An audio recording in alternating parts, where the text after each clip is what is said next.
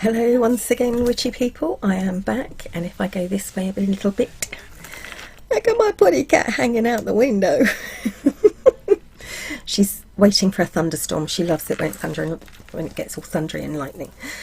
Anyway, so today I want to talk about binding. Now, I was asked in the comments section of one of my videos about how to bind somebody magically with spell workings. And although I do some divination techniques online, I've never actually shared a spell online. I don't know if I know some people do, and they share a lot of ritual and spell work online. It's not really me, so I'm going to talk about binding, and I will talk about a binding spell specifically, but I won't be showing it. So, binding and unbinding. And I do have my notes here because total brain fart today without them. It's just very humid. So binding. It's a form of magic that has been used for thousands of years, and I do mean thousands.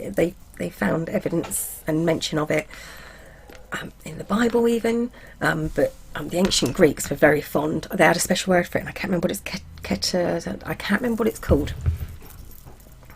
If I do remember, I'll say. If not, I'll put the word in the information box below. So basically what it is it's a negative magic that's supposed to be used for positive purposes and outcomes and results. So you think about it, you bind someone from causing harm to themselves or others, or you bind yourself or others from negative influences like drinking, smoking, or needing to diet, so addictions. You can bind from addictions. And like I said, this can also be called unbinding, but it is slightly different. So I suppose I should first describe what unbinding is. Unbinding is basically unbinding yourself from negativity. It is kind of like an uber banishment sort of spell, if you like. It is basically binding. It could be the same as binding, but it's more, you tend to use things like a lock of someone's hair, that sort of thing, and it's an unbinding spell can be very convoluted. And I guess if you're using it because you've already used a binding spell and you then have to unbind, it has reason to be convoluted, but I'll go into that later. So it's very difficult to stop someone from doing harm. I mean, you can't force someone magically, really, to change their actions. You can't force an action. You can't force them to change an action or force them to just stop what they're doing. But you can influence them, and you can influence their action by sending out that energy. So there have been lots of ways in which people have done binding spells. The ancient Greeks, for instance, used to write their name on a clay tablet, and that was part of what they called this curse spell. And I think if you look into the myths and legends of Hercules, it's got something about that in there. So in the writings of the ancient Greeks, as I said, they do have binding spells, and they use clay tablets. Writing a scroll was another way of doing a binding spell, and it was a form of, basically the words were important, so you write down the words, and the idea was that as you wrote down the words, you understood that they would influence somebody, they would be influential, and then you'd seal the scroll with wax, and then to make sure it didn't come undone, you would bind it, so you would wrap string around it. And that wrapping of the string and and stamping it with the wax seal was to show the importance of the person sending the message and to bind the message together. And in that way, I suppose you could kind of create your own sort of binding magic in that way. You could also tie knots in a piece of string. You could put someone's name on paper and bind it. You could etch their name on a candle and burn the candle is another way of binding. Make a puppet to represent somebody, even if it's a bag with something in it, or a rune, and you can bind a rune. Many witches will do a spell where they will tie up a piece of string, and they basically tie 9 knots in a string, and as they tie the knots they will say 3 times 3 I bind thee. Well, they say someone's name, so you say their name, 3 times 3 I bind thee from, and doing whatever they're doing, and then you burn the piece of string. And that's where I have a bit of a problem. You burn the piece of string so that the knots can never be undone. And that's where I have the problem, because what happens if you change your mind? Or you've misread a situation or a person, and or you've done something wrong in the ritual, the spell. And all spells are rituals, I suppose, to a certain extent. So you might have done something wrong, and at the end of it thought, oh darn, and you've just bound someone up or something and tied knots that can never be undone. And that's when you have an unbinding spell. It's better to do the 9 knots in a piece of string, and then carefully, don't knot it up anymore, but carefully roll it up, put it into an envelope and slide an envelope into a drawer, or even put it in a little glass bottle or something like that. But it's best chuck it in an envelope, put it in the bottom of the drawer and forget about it for a while, and that way you know it's still there if you need to undo it. So with that in mind, let's talk about what a binding spell isn't, rather than what it is, or rather what it shouldn't be. Now, binding spells shouldn't be a hex, and they're not a hex, they're not banishment. Although it is kind of like a form of banishment, it's not a banishment spell. It's not a hex, it's not a curse, and you certainly don't want to do it to get revenge. That's not something you really want to do. You can't use a hex to drastically change or alter something or someone. Binding spells is basically a nudge in the right direction. Now, binding spell doesn't have to be a physical piece of string. It can be a string of words. And this goes back to the video that I did where the power of words.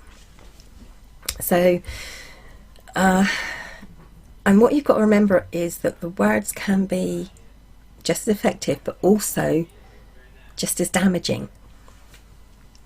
So when you recite wedding vows or partnership vows or hand fasting vows, what you're basically doing is you're stringing together words to make a promise or an oath that binds you to a person forever. That's probably why divorcing someone is quite convoluted, because to unbind takes an awful lot more than what it did to bind. Now, if you kind of think about binding spells in that way, you'll begin to understand just how important it is not to misuse binding magic. So you don't want to, and also to be very precise. So you don't want to make like a binding spell like, oh, make me bind me to a man. You want to be very specific. Not that you should use binding spells for love anyway.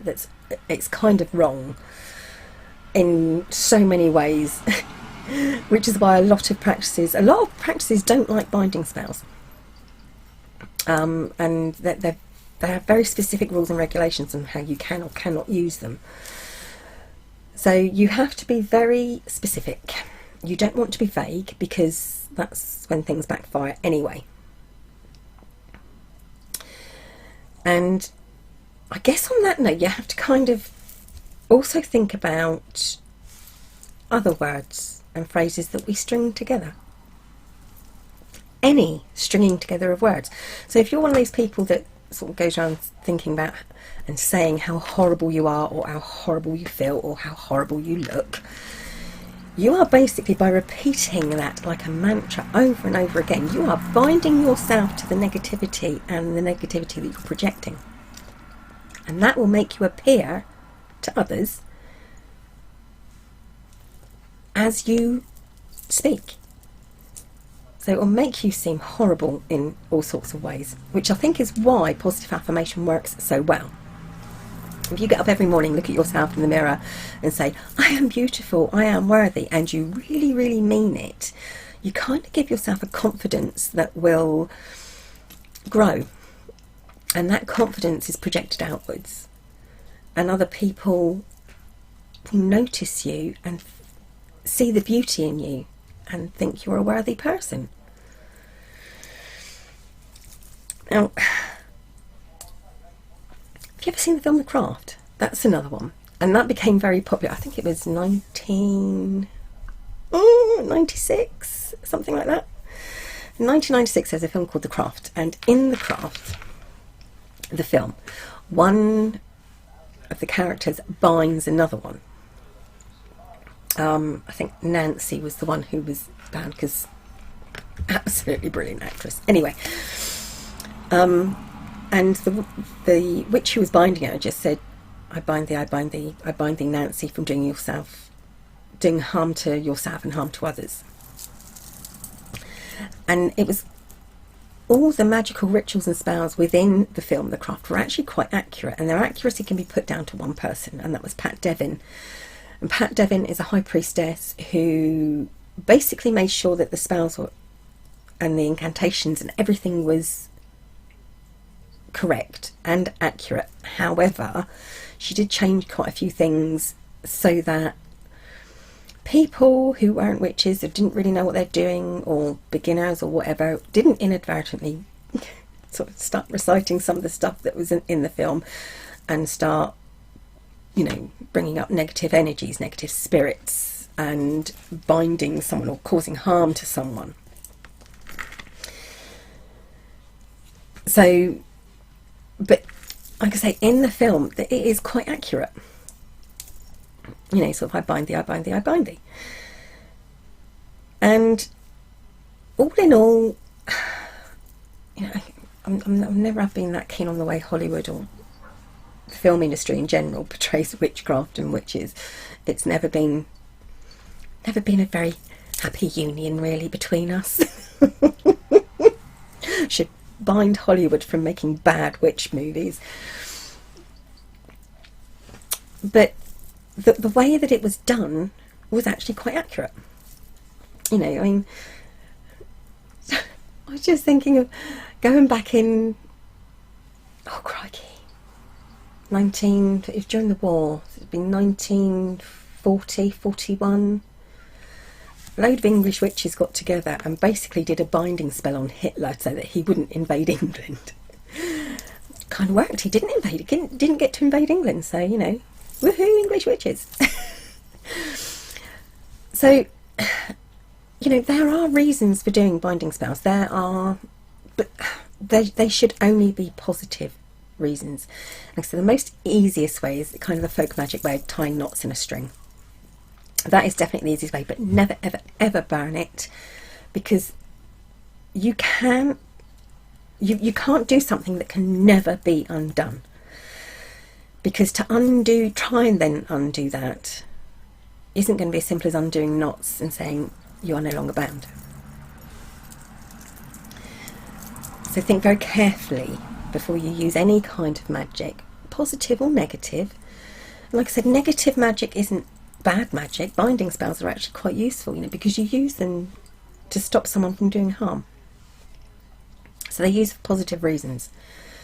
And there are, if you do a search online, do a search on Google, you could find hundreds upon hundreds upon hundreds of binding spells. They are probably one of the more popular spells that people share because they are quite easy. But when you do that, also look for spells on unbinding and see how complicated unbinding is. And I think that's because unbinding is quite a new idea, as in it wouldn't have been something that was done in ancient times. You know, you didn't want to undo a binding spell, but then in ancient times they were used as curses quite a lot. It was used as a curse, not necessarily a hex, but definitely a curse. So you don't want to have to go through a whole lot of rigmarole to undo something that could be quite easily undone in the right way by the right person. So never give yourself, you know, a stop point where you can't have an out. You have to have an out. And I think that goes for a lot of magical workings. I'm just going on and on now. So I shall stop there. Thank you for watching, witchy people. I'll be back very, very soon. Please do give your opinions on binding. Like I said, I know there are some traditions that really, really do not agree with it at all. And there are other traditions that say, okay, you can bind, but you have to do it in a very specific way. There are a lot of rules and regulations to follow. And it's really interesting to find out how other people do it. Like for me, it is literally a string of words, or I can make, you know, knots in a string. That when you use knot magic, quite often it can be called ladder magic. You make a ladder, and that is just knots in a piece of string. Anyway, going now. Thank you for watching, witchy people. I'll be back soon. Bye bye now.